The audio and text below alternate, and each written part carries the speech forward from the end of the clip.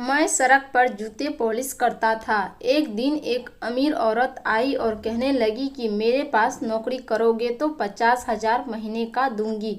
मैं तुरंत मान गया और मालकिन के घर चला गया था। घर इतना बड़ा था कि मैं देखकर हैरान रह गया, लेकिन हैरत इस बात की थी कि मालकिन अकेली रहती थी। लेकिन मालकिन ने मुझे घटिया काम करने को कहा। मैंने मना कर दिया तो वापस जाने लगा। तो मालकिन कहने लगी, इस कमरे में तुम्हारे लिए एक गिफ्ट है, वह लेकर जाओ। मैं कमरे में गया तो मेरे होश उड़ गया। मेरा नाम रोहन है। मैं बहुत ही ज़्यादा गरीब इंसान था। मेरे हाथ में न तो कोई गुण था और न ही मुझे पढ़ाया लिखाया गया था। मेरी एक बहन थी जिसका नाम प्रिया था। वह बहुत ज़्यादा खूबसूरत थी। इस दुनिया में हम भाई बहन के अलावा हमारा कोई नहीं था। मम्मी पापा थे, लेकिन उनकी किस्मत खराब थी क्योंकि मेरी मम्मी पापा ने एक दूसरे के साथ बेवफाई की थी। पहले पापा ने बेवफाई की, फिर मम्मी ने उनसे बदला लेने के लिए बेवफाई कर डाली। तो एक दिन पापा ने उनकी जान ले ली और खुद को भी मार डाला। खुद तो वह दोनों मर गए और हमें दुनिया में लीन होने के लिए छोड़ दिए। हमारे कुछ रिश्तेदार थे, लेकिन वह हमारे बुरे वक्त पर भी हंसते थे, इसलिए हम लोगों ने उनसे कभी मदद नहीं मांगी। मेरी बहन बहुत प्यारी घर में ट्यूशन पढ़ाती थी और मैं जूते पॉलिश करता था। इससे हमारा घर चलता था। जब मेरी बहन ने कहा कि मैं घर से बाहर जाकर पढ़ूंगी, तो मैं सोच में पड़ गया कि जवान लड़की बाहर कैसे जाएगी। मेरी बहन ने बीए किया हुआ था और उसने 8वीं क्लास के बच्चों को पढ़ाना शुरू कर दिया। पढ़ाने की वजह से महीने का 5,000 दे रहे थे। इतने पैसे तो मेरे भी नहीं बनते थे। सोचा कि किसी का घर होगा तो बहन घर जाकर ही पढ़ाई करेगी, बाहर करने नहीं जाएगी। कोई ऐसी नौकरी तो नहीं कर रही है जिसमें किसी ऑफिस में बैठना पड़े। उन लोगों के बारे में हम भी नहीं जानते थे, क्योंकि मेरी बहन की एक सहेली के वो रिश्तेदार लगते थे और उनकी सहेली बचपन से ही हमारे घर आती जाती थी, इसलिए मैंने बहन को इजाज़त दी थी। वैसे भी मजबूरी थी। प्रिया कहने लगी, वह अमीर लोग हैं, मुझे तैयार होकर जाना होगा, मुझे 1-2 सूट बनवाने होंगे। मैंने कहीं से उधार लेकर अपनी बहन को 2-3 अच्छे से सूट बनवा दिए और उसके बाद वह काम पर जाने लगी और मैं सड़क पर जूते पॉलिश करता था। इसी तरह 6-7 महीने गुजर गए। मेरी बहन की सैलरी उन्होंने 2,000 बढ़ा दी थी और मेरी बहन महीने के 7,000 कमा रही थी और इतने ही पैसे में मैं भी बना लेता था। हम घर में 2 ही लोग थे, इसलिए हमारा गुजारा हो जाता था। कभी घर में सब्जी नहीं होती तो कभी सूखी रोटी भी खा लेते थे, लेकिन मैं जानता था कि इस तरह नहीं गुजरेगी, क्योंकि मेरी बहन की उम्र 18 साल हो गई थी। मुझे उसकी शादी भी तो करनी थी और उसकी शादी के लिए दहेज रखना था, लेकिन इस तरह से तो कुछ नहीं होने वाला था। एक दिन सड़क पर बैठ जूते पॉलिश कर रहा था, तभी मेरे पास एक औरत आई। मैं हैरान हुआ कि इस तरफ क्यों आ रही है, क्योंकि मैं औरत के जूते पॉलिश नहीं करता था और औरतों के जूते ऐसे होते भी नहीं जिनको पॉलिश किया जाए। लेकिन वह मेरे पास आकर रुक गई, थोड़ी देर मुझे देखती रही और वहीं कहीं खो गई। मैं दुकान के आगे बैठा करता था। जूते वाली दुकान बहुत बड़ी थी, इसलिए मैं उसके आगे ही बैठा था। दुकान के सामने एक बेंच लगा हुआ था, वह वहीं बैठ गई। वह बहुत अमीर औरत लग रही थी। उसकी उम्र शायद 40 होगी। उसने काला चश्मा पहन रखा था और मुझे नहीं पता था कि इस चश्मे के अंदर से मुझे ही देख रही है। मैं भी अपनी बहन की तरह शक्ल सूरत में बहुत अच्छा था, लेकिन जब मैं पैदा हुआ था तो सबने कहा था कि बहुत ही खूबसूरत बेटा हुआ है। लेकिन मुश्किल हालात ऐसे आई कि मेरी शक्ल ही बदल गई और मेरी शक्ल देखकर यही लगता था कि जैसे मैं बहुत ज़्यादा परेशान हूँ और हर वक्त परेशान रहता हूँ। वह किसी का इंतज़ार कर रही थी। वह बार बार घड़ी देख रही थी। वह बोली, यहाँ पर बैठकर कितने पैसा कमा लेते हो। शायद उसका समय नहीं गुजर रहा था, इसलिए वक्त गुजारने के लिए वह मेरे साथ बातें करने लगी। मैंने बोला, बहुत कम बनते हैं, लेकिन कुछ न कुछ बन जाता है। फिर कहने लगी, कितने पैसे? तो मैंने कहा 5-7 हज़ार। वह बोली, इतने पैसे में तो घर का गुजारा भी नहीं चलता होगा। मैंने कहा, गुजारा नहीं चलता मगर चलाना पड़ता है और कोई काम नहीं आता। मैंने मजबूरी करने के बारे में सोचा था, लेकिन रोज़ दिहाड़ी नहीं बनती। हजारों मजदूर इंतजार में बैठे हैं, वहीं बैठकर घर चले जाते हैं। उसने कहा कि अच्छा, अगर तुम इतने मजबूर हो तो मैं तुम्हें काम देती हूँ, मेरे घर चलो, मेरे घर में काम करो। तो मैंने कहा कि मैंने कभी किसी के घर में काम नहीं किया है, मुझे तो कुछ मालूम भी नहीं है। उसने कहा कि जानने की ज़रूरत नहीं, इतना कोई ख़ास काम नहीं है, लेकिन सैलरी बहुत अच्छी होगी। मैंने कहा, कितनी सैलरी होगी? उसने कहा, 50,000। मेरे हाथ से सामान गिर गया, मैं हैरान रह गया। मैंने कहा कि आप 50,000 देगी सिर्फ अपने घर का काम करने के लिए? जाहिर है मेरा घर में क्या काम होना था, या तो उसने मुझसे सफाई करवानी थी, या फिर घर का ख्याल रखवाना था, या साग सब्जी लेकर आना था। और इस काम के लिए इतने पैसे, इतनी सैलरी तो किसी अफसर की भी नहीं होती। मैंने कहा, आप ज़रूर मजाक कर रहे हैं, गरीबों का मजाक नहीं बनाना चाहिए। भगवान ने आपको सब कुछ दिया है तो इसका मतलब यह नहीं है कि आप हमारा मजाक बनाए। वह बोली, मैं तुम्हारा मजाक नहीं बना रही हूँ, मैं सोच रही तुम्हारे पास 50,000 महीना दूंगी, इसलिए ज़्यादा दे रहे हैं ताकि तुम्हें कोई फ़ायदा भी हो। मैं तुमसे काम कम करवाऊंगी और सैलरी ज़्यादा दूं, ताकि तुम्हारे लिए भी आसानी हो जाएगी। मेरी तरफ से कुछ दान हो जाएगा, ताकि हमारे मरने के बाद आसानी हो जाए, क्योंकि हम अमीर लोग, हमारी दुनिया तो सर जाती है, लेकिन हम बनने के बाद में नहीं सोचते। इसलिए थोड़ा कम में पैसे ज़्यादा देकर मुझे भी दिल को सुकून मिल जाएगा। मैं कोई अच्छा काम कर रही हूँ और तुम्हारा भी काम हो जाएगा। बात तो वैसे भी उनकी सही थी, सबको दान देना होता है। अगर कोई यह पैसे मुझे सैलरी की सूरत में दे रही है तो अच्छी बात है, क्योंकि मेरी बेटी नहीं होगी कि मुझे डांट दिया जा रहा है, और उनका निदान हो जाता और घर मेरा घर ही चल जाता। क्योंकि अगर उसने 7 से 10,000 पर रखती तो मुझे कोई फ़ायदा नहीं होता, लेकिन 50,000 से तो मेरे काफ़ी सारे काम निकल सकते थे। मैंने उसका बहुत धन्यवाद किया। उसने कहा कि मेरा नाम संध्या है, मैं तुम्हें भी मेरे साथ अभी घर चलना होगा, तुम्हें काम समझा दूंगा, तुम कल से काम पर जाना। मैंने कहा, ठीक है। मैं बहुत ज़्यादा खुश हुआ। मैंने भगवान का धन्यवाद किया। सच कहूँ तो मुझे यकीन नहीं हो रहा था, मुझे ऐसा लगा था जैसे कोई सपना देख रहा हूँ। अभी कहीं से शोर की आवाज़ आएगी तो मैं जाग जाऊँगा।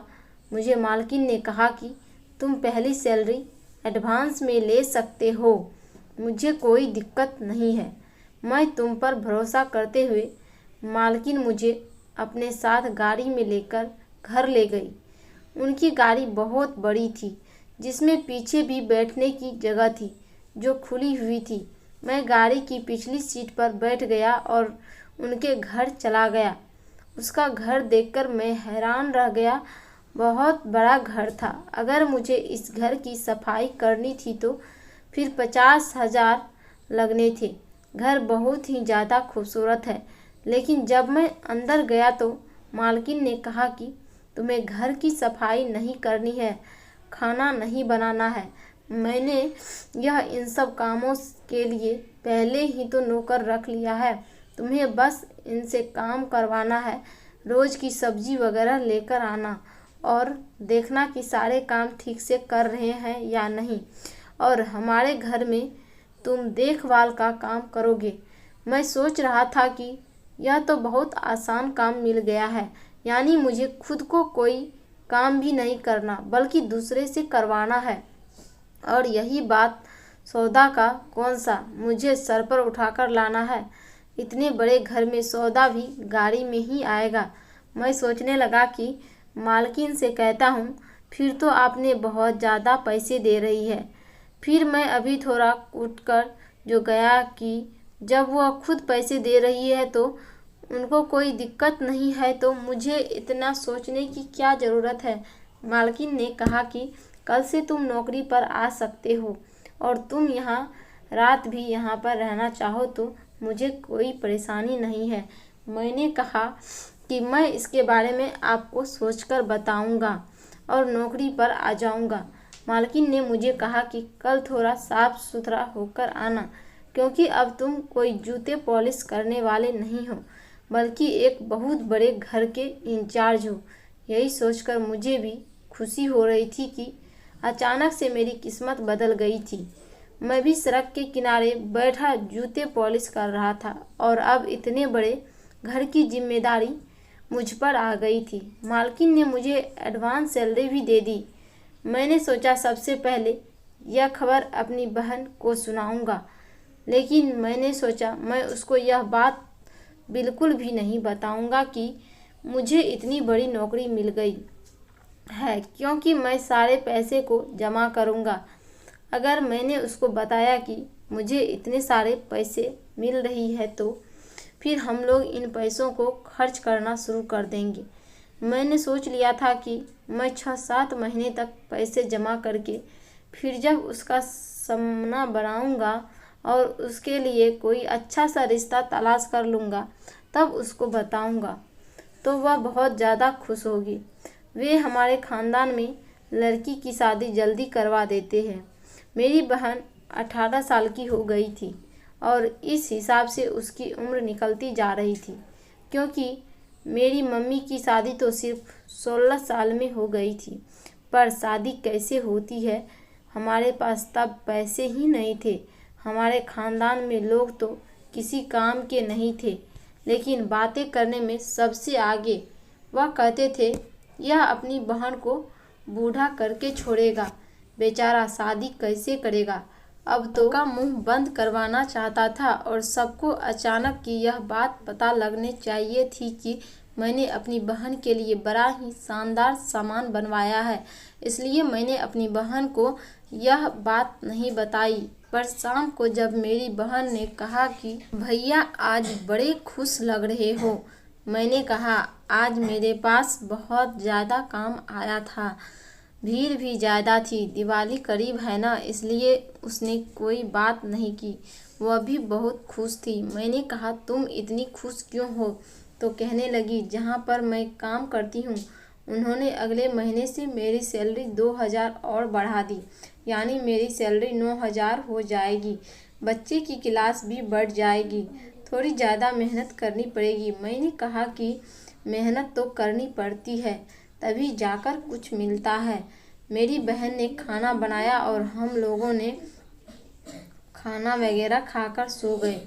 मैंने उसे कहा मैं आज से ज़्यादा काम करूँगा, क्योंकि मुझे बहुत सारे पैसे जमा करने हैं। मैं सुबह सुबह पहले नहीं उठता था, लेकिन अब उठना था। मुझे हैरानी इस बात की थी, इतने बड़े घर की मालकिन बिल्कुल ही अकेली रहती थी। मुझे तो लगता था कि इस घर में और भी लोग होंगे, पर यहाँ नौकर ज़्यादा थे और रहने वाला कोई भी नहीं था। मालकिन रात भर जागती थी और दिन में 12 बजे तक सोती रहती, खाना भी नहीं खाती थी और उठने के बाद चाय पी लेती। जब शाम होती तो सिर्फ एक टाइम का खाना खाती थी। वह बहुत ज़्यादा खाना होता था जिसमें हर तरह की चीज़ होती थी, साग सब्जी वगैरह सब कुछ रहता था। वह खाना खाकर सो जाती थी, सारी रात जागती रहती थी और सारा दिन सोती रहती थी। शायद अमीर लोगों की ज़िंदगी ऐसी होती है। इधर भी ज़्यादा काम नहीं थे, फिर भी सबकी जिम्मेदारी थी और मुझे बड़ा ही अच्छा लग रहा था। एक दिन मैं सब्जी लेने गया तो मुझे जो खर्चा दिया गया था उसमें 2000 रुपये बचे थे। मैंने मालकिन को वापस करना चाहा तो उन्होंने कहा कि रख लो, तुमने कमाए हो, क्योंकि इससे पहले जो नौकर सौदा खरीदने जाते थे वह तो इतने पैसे में बहुत कम सामान लाते थे। तुमने तो बड़ी अक्लमंदी से खरीदारी की है और इतनी सारी चीज़ें ले आए हो और पैसे भी बचाए हो, तो यह पैसे तुम्हारे इनाम के हैं। मैंने मालकिन के पास 1 हफ्ते काम किया। वह मेरा बहुत ज़्यादा ख्याल रखती थी, जैसे मुझे ही हर वक्त देख रही हो कि मैं ठीक से काम कर रहा हूँ या नहीं। मैंने भी कोई गलती नहीं की थी, क्योंकि बड़े लोगों को नौकर को चेक करने की आदत भी होती है।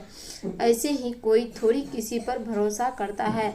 लेकिन कुछ ऐसा हुआ कि मैं हैरान रह गया।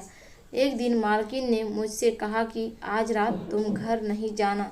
मैंने कहा नहीं, मुझे घर जाना है, बहुत ज़रूरी काम है।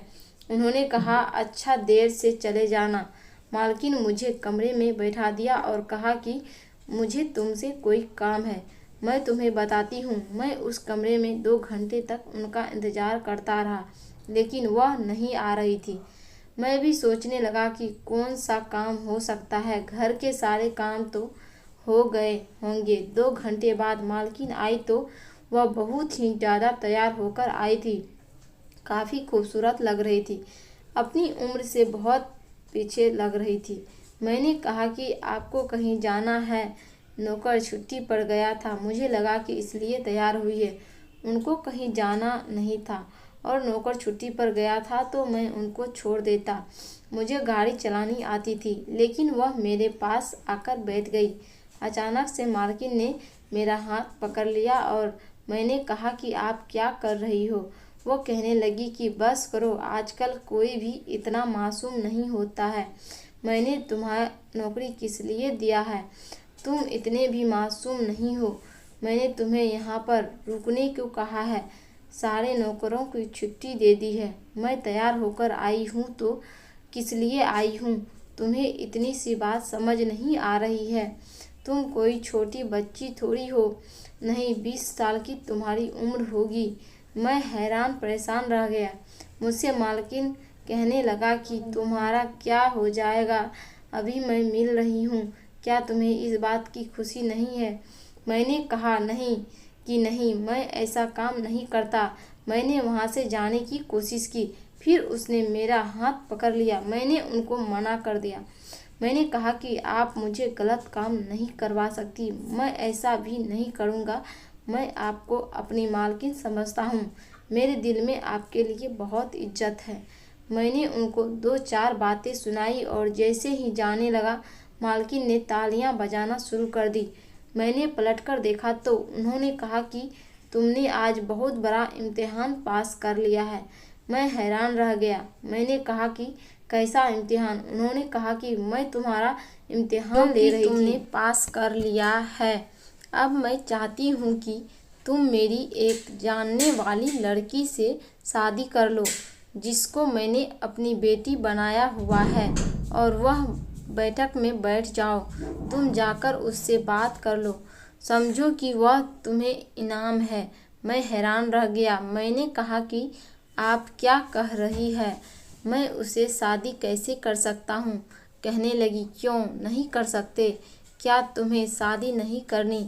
मैं खामोश रहा। उन्होंने मुझे कहा कि जाओ, जाकर एक बार देख तो लो, वह बहुत ही खूबसूरत लड़की है और तुम बहुत अच्छे इंसान हो। तुमसे मिलकर बहुत खुशी हुई है।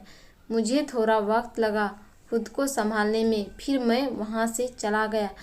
फिर मुझे खुद को भी संभालना पड़ा, क्योंकि सामने जो लड़की बैठी थी उसका मुंह दूसरी तरफ था। वह बहुत खूबसूरत लग रही थी, लंबे लंबे बाल भी थे और बहुत प्यारी थी। वह मेरी तरफ घूमी तो मेरी आंखें फटी की फटी रह गई, क्योंकि वहाँ पर तो मेरी बहन थी। वह भी घबरा गई कि आप यहाँ पर क्या कर रही हो। हम सब हैरान रह गए। फिर बाद में पता चला कि जब मेरी बहन किसी के घर पढ़ाने जाती थी तो पास मालकिन का घर भी था। वह इसी मोहल्ले में पढ़ाती थी। उसकी उनके साथ काफ़ी अच्छी दोस्ती थी, लेकिन जिनके बच्चे को पढ़ाती थी वह मालकिन की बहन के बच्चे थे, और मेरी बहन ने मालकिन को बताया था कि मेरी माँ और मेरे बाप ने बेवफाई की, एक दूसरे को धोखा दिया। मालकिन ने कहा कि मुझे भी मेरे हस्बैंड ने धोखा दिया और बेवफाई की, इसलिए उन्होंने कहा कि मैं तुम्हारे लिए एक लड़का तलाश करूँगी, और ऐसा लड़का जो बेवफा नहीं होगा।